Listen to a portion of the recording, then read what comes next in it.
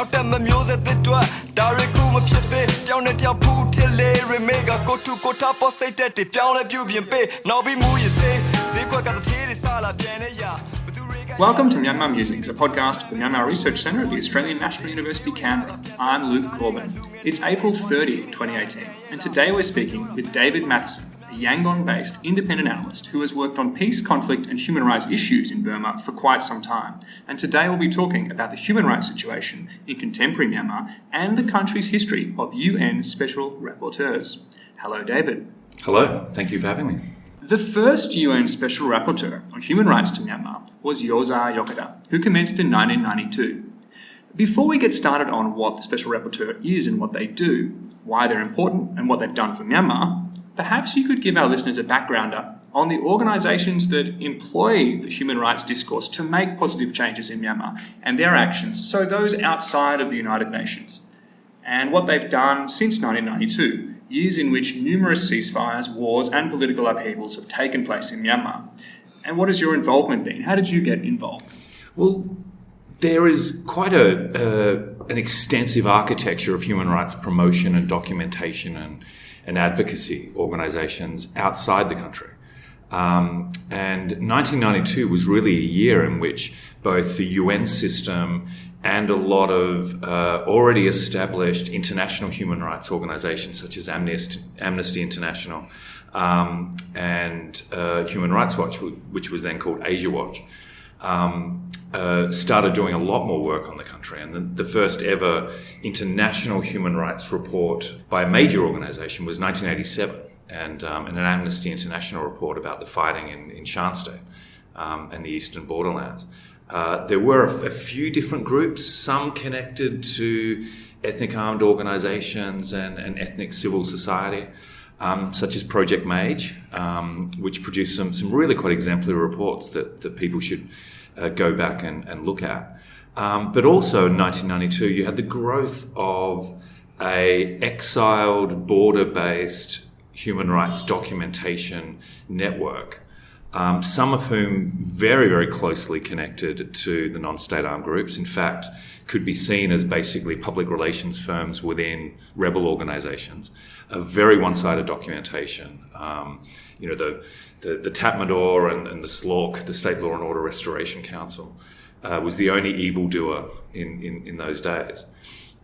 And then I think it's really been this quite remarkable flourishing, I think, of solidarity organisations, of varying credibility, I would say, and international and Myanmar human rights organisations. And there really is this quite extensive network of actors. And again, some of whom strive for independence and strive for the universal application of international human rights norms and international humanitarian law. And many others who see human rights as a way to promote the political objectives of their particular community.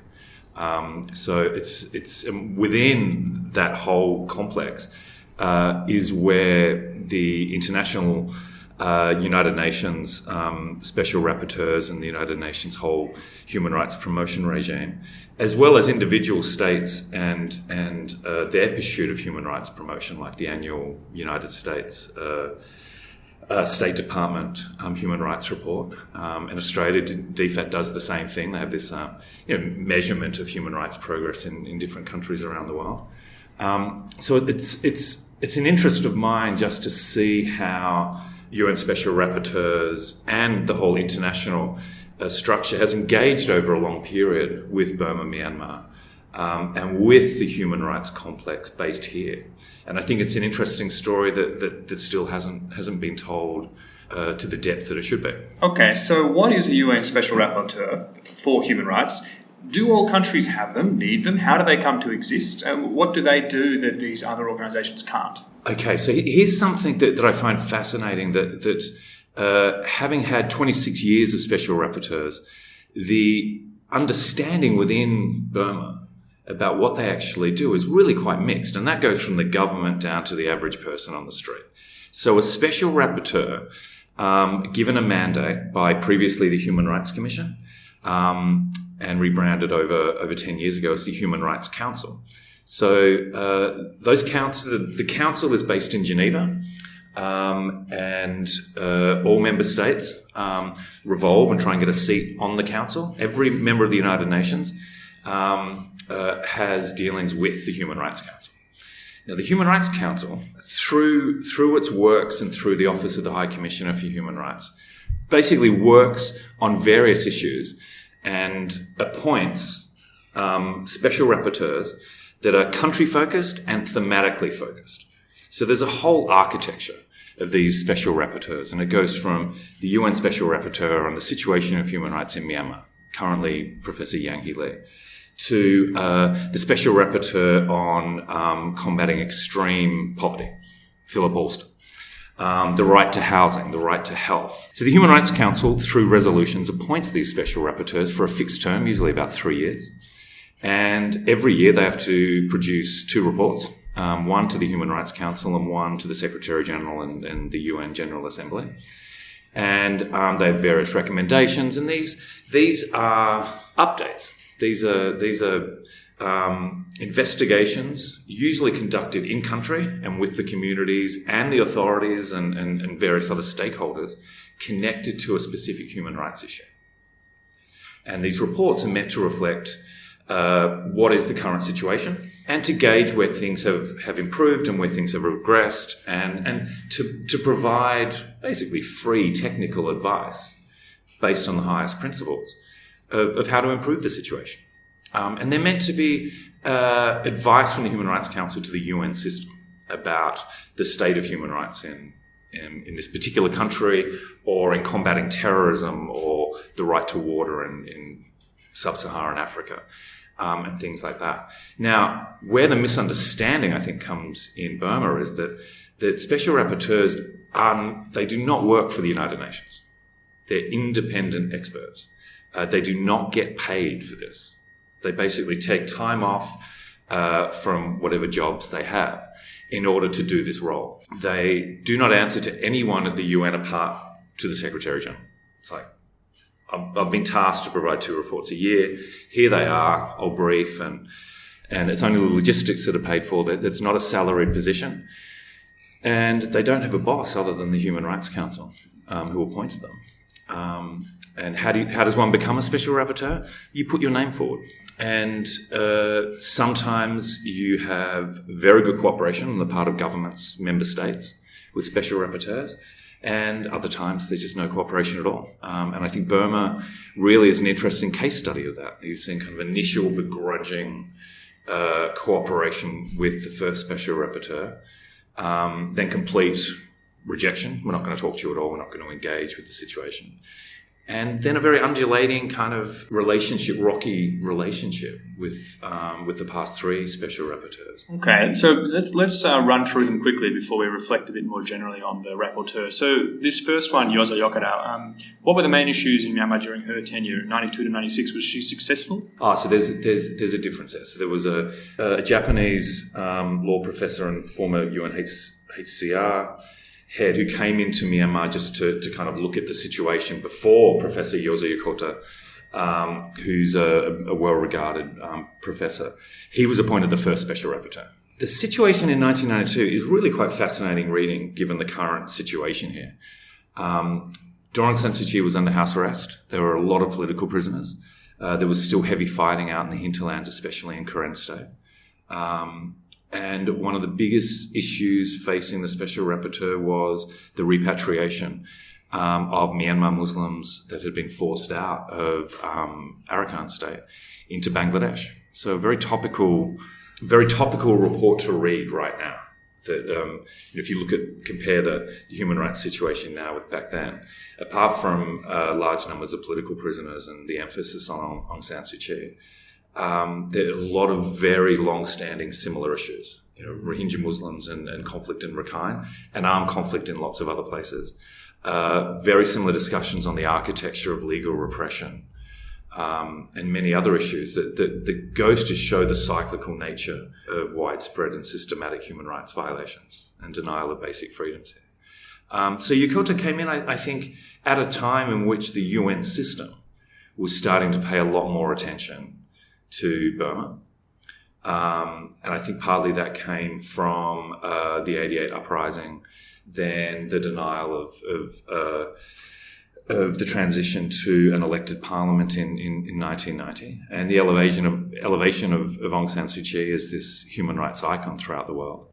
And also at a time when I think human rights promotion post-Cold War was also rising. So Burma was a very interesting cause célèbre, I think, in the growing human rights movement. And it's when human rights really kind of came out of this relatively fringe hippie situation it was in the 80s that people loved the work of Amnesty International, weren't too sure what America's Watch and Asia Watch and Africa Watch really were until they merged as Human Rights Watch. And human rights was something that President Jimmy Carter promoted in the 70s. But in the hard-edged Reagan years and the end of the Cold War, it was really seen as something that got in the way of resolving a potential nuclear nightmare. And the 90s, because of all this positive energy around the end of history, it was really seen as something that the victorious West could use to improve the human condition in lots of places where basic freedoms were denied. And Burma really became this central kind of case study for this, even though Western policy towards the country was not necessarily in sync with the strident human rights messaging. So it's a very interesting case study, and the special rapporteurs are very central to that, as is the entire UN human rights system. Where things went awry quite quickly. The next rapporteur, Raj Sumalala, he resigned. Why did he resign in the year 2000? He basically couldn't get into the country. They didn't want to deal with him.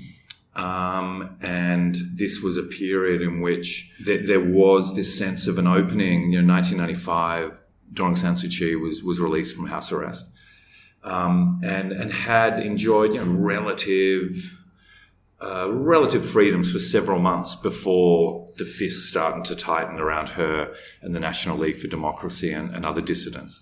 And by the end of 96, she was effectively back under house arrest, and the surveillance state was again looking at the National League for Democracy, which was largely underground or in prison. And so there was this kind of opening in which the generals thought that they could control a very tightly orchestrated democratic transition and realize that her popularity and the anger and fear directed towards them was just too great for them to keep a hold on it. So they just clamped back down, is one interpretation of what happened in that period.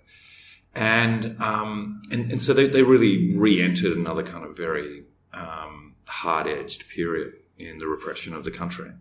And so they just didn't want an independent witness. Raj Sumalala had to spend a lot of his time on the borderlands interviewing people fleeing the country and dissidents at a time when it was very difficult to get information out of the country.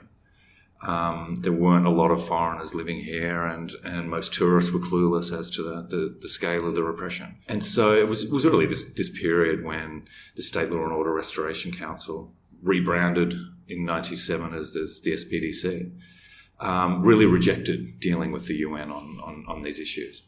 And it was at a time when the UN Secretary General started sending special envoys. So again, a bit of confusion as to whether the military leadership really understood the difference between an SG special envoy, a special rapporteur, and then all the other people who were coming at the same time, Governor Richardson, Senator McCain, and other potential interlocutors trying to open up the system.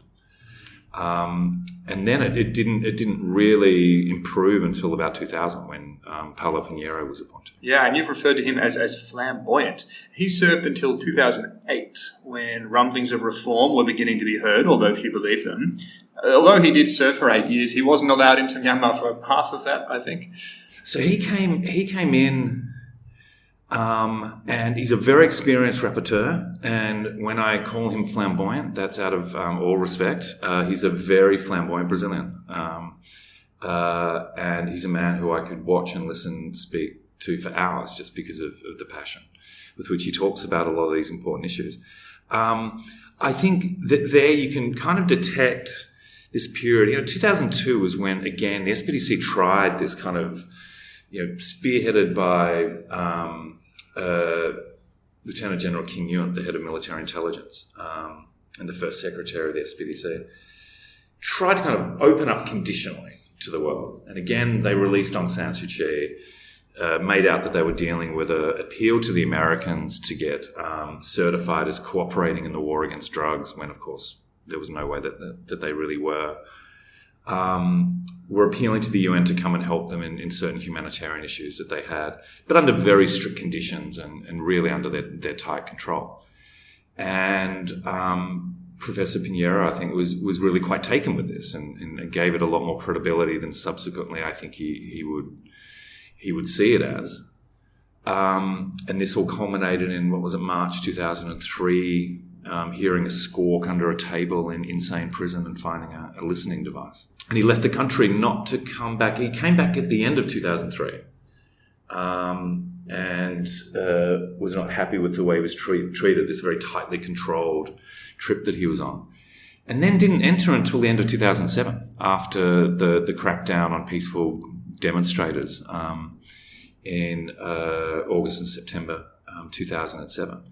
And he came in and wrote a very good report with his staff. It was he was allowed remarkable access to detainees and people who had been in detention, and wrote a very good report. And that was pretty much the end of a very mixed several years of his mandate. And then the next rapporteur's tenure, there's so many changes in Myanmar, right? The rise again of some partial civilian governance. How did that go? It seemed, I think, quite positively, really. I mean, Tomas Quintana was a great choice, and I had a lot to do with Tomas and had a lot of respect for him. I think, like a lot of rapporteurs, there's this probably over-optimism about the situation, and there's this pathology of bringing new ideas and energy to the situation. Now, that's laudable, but it's also, when you've been there a bit and you know the dynamics of repression and how the system actually plays around with rapporteurs and envoys and people like that. But Tomas felt initially as if he was having a good rapport. I mean, this was post-Cyclone Nargis. This was when there was a lot of international pressure on the regime at that time. And, of course, we all know it's nearly the 10th year anniversary of Cyclone Nargis, and also nearly the 10th anniversary of the ridiculous nationwide referendum to endorse the new constitution, which happened a week after the cyclone. So Tomas was coming in the aftermath of that. The Secretary General Ban Ki-moon came in and really put a lot of pressure on this whole UN, ASEAN cooperation to open up the humanitarian space for foreigners. It's got to be said. I mean, it's often forgotten that the restrictions on humanitarian space mostly applied to foreign organisations. I mean, one of the most remarkable things about the response to the cyclone was average Burmese people and local organisations that just raced down to affected areas and really were the ones that did a lot of the great initial work.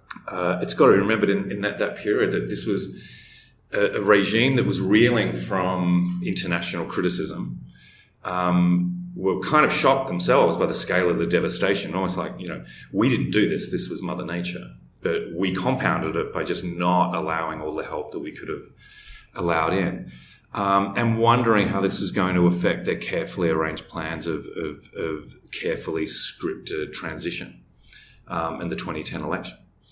And so Pinheiro was coming, Quintana was coming in at that period. And yet by, when was it, 2010? I had lunch with him after a trip he'd made here, and he expressed frustration with the cooperation that he received. And then, 10 days later, I think he released his report to the Human Rights Council, and he recommended a commission of inquiry into long-standing allegations of war crimes and crimes against humanity, which really was like setting off some kind of incendiary device within the human rights movement. Because it's almost like, wow, Tomas, you've really kind of upped the ante here, and yet didn't really then have a plan of how that commission of inquiry would move forward. And then the election happened, and then Dorsu and lots of political prisoners started being released within a year. So there was a year or so of optimism, and I think he was caught up in that, but also trying to do his job of assessing the situation of human rights, which at times, without a doubt, had improved. And then Sibwe blew up, and Rakhine blew up, and then the forces of Buddhist ultranationalism grew, and I think that defined his last year or two in the mandate. What had looked like a very hopeful transition, all the predictable elements that were going to come to the surface surfaced and made the human rights situation far more complicated. And so I think he had several years of, things were looking something we can work with. Then he was getting no cooperation, and then things got a little bit hopeful, then they got really quite hopeful. And then all these other challenges started, and Tomas wanted to work a lot on education and things like that, which was great. I mean, he was trying to bring in different kinds of rights promotion, not just civil and political rights, but economic, social, and cultural rights, which I think the international human rights movement has never been very good at promoting in this country. And something that Tomas's successor, Yang Hee Lee, I think was very serious about promoting when she was appointed after him. Yeah, because of course, once again, we have a special rapporteur who is in exile. Yes. Not allowed to come into the country. So why has Yang Hee Lee faced so much trouble? What has this got to do with, or is this mistakenly connected with, the UN fact-finding mission on Rakhine State? I think Yang Hee's troubles started almost from day one, because she was replacing a widely vilified predecessor. I mean, Tomas really got a lot of flack from the Mabata, from Wirathu, and from other nationalists. Again, a lot of misinformed criticism about what role he played in the United Nations, and what was quite striking about that was the scale of vitriol and anger directed against him. When, from my perspective, I think the things he was saying were pretty measured and accurate. And he was also facing a point, and this is where I think it became turbocharged when Yang Hee took over, that you had all these tensions that have always been here in Burma, but with a more open system started really coming to the fore, and was super injected through social media. Whereas before, people knew that all these tensions were there, but suddenly national level issues that would take a week to trickle through the koalahala of tea shop chatter, suddenly on this little screen in front of them, and magnified and amplified by some dark forces. And I think the special rapporteurs became this focus of anger and vitriol because of any perceived criticism of the country.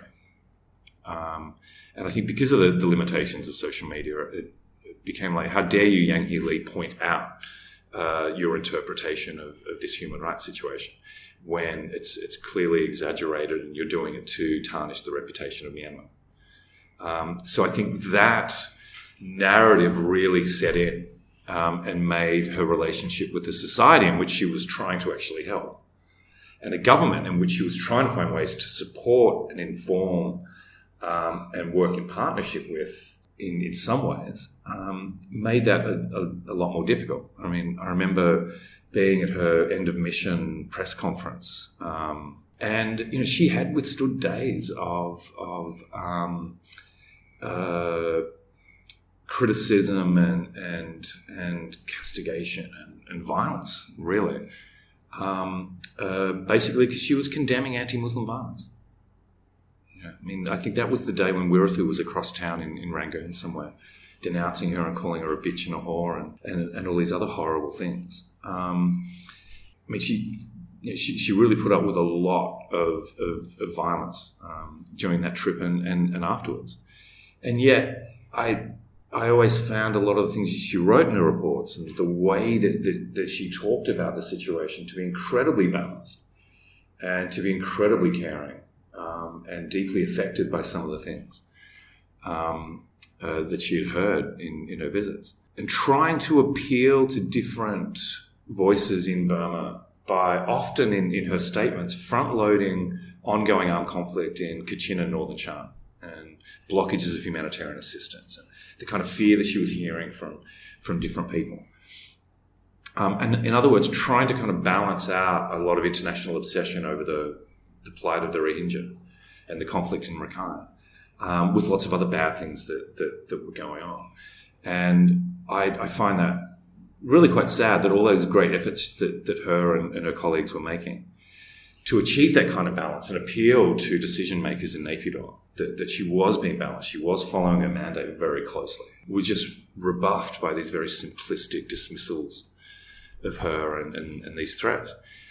So I think that tension built up over nearly 3 years and culminated at the end of 2017 when the government quite churlishly said, we're not going to negotiate, or we're not going to deal with you for the rest of your mandate.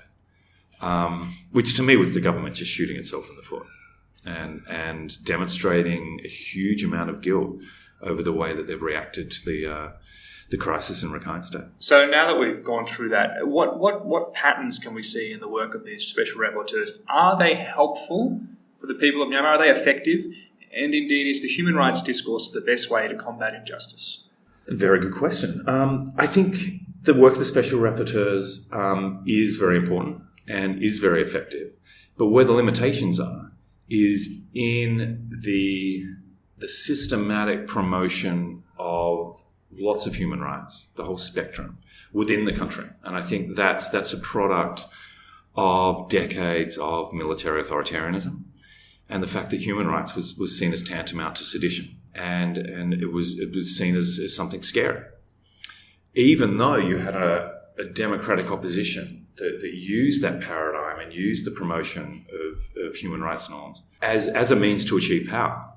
And that the promotion of human rights was something that all the ethnic armed oppositions and their civil society complexes were doing a lot of work on. It was endless trainings, endless visits to Geneva, the role of the women's movement in CEDAW and Convention on the Rights of the Child and lots of other issues was fantastic. And the Special Rapporteur played a role in a very multi-pronged role in the promotion of those rights. And to think post-2011, human rights were seen as something like, now we can realise our human rights. Now in this conditional post-military period, we can promote them more. And I think there was maybe a year or two in which openly people were talking about it and it was not perfect by any means, but a Myanmar National Human Rights Commission was formed, is not up to the standards of the Paris Principles on national human rights commissions. But they're people you can go and speak to and they admit that they need to cooperate with the UN system. But there are limitations. There were conferences held on human rights. There was a lot of activity. And then I think there was this collision between the promotion of human rights norms and this rising sense of nationalism and anger at Western criticism over Rakhine and the treatment of Muslims, in which human rights has become, whereas before it was a dirty term as perceived by a military regime, increasingly it's being seen as a dirty term by average people who see it as a way of how dare you criticize Aung San Suu Kyi? And it's your crazy human rights that's doing it. How dare you criticize Myanmar? And so I think human rights has become tarnished because around the discourses of all this violence. And the Special Rapporteur has become a casualty of that. And that's really quite unfortunate because I think that there was a way that the Special Rapporteur, but also the Office for the High Commissioner for Human Rights, had a huge challenge ahead of them in helping to foster domestic human rights institutions, support NGOs and education initiatives, and work with the government on. I mean, it was not widely realised at the end of last year that the Myanmar government had signed the year before and ratified the International Covenant on Economic, Social and Cultural Rights at the UN, I think in October.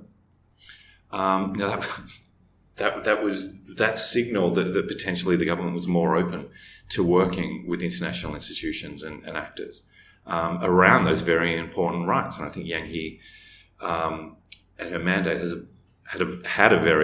a very important role to play in promoting those rights. So it's really quite unfortunate that the promotion of human rights has been discarded, I think, because of this sense of guilt, denial, and rejection of reports of violence in Rakhine.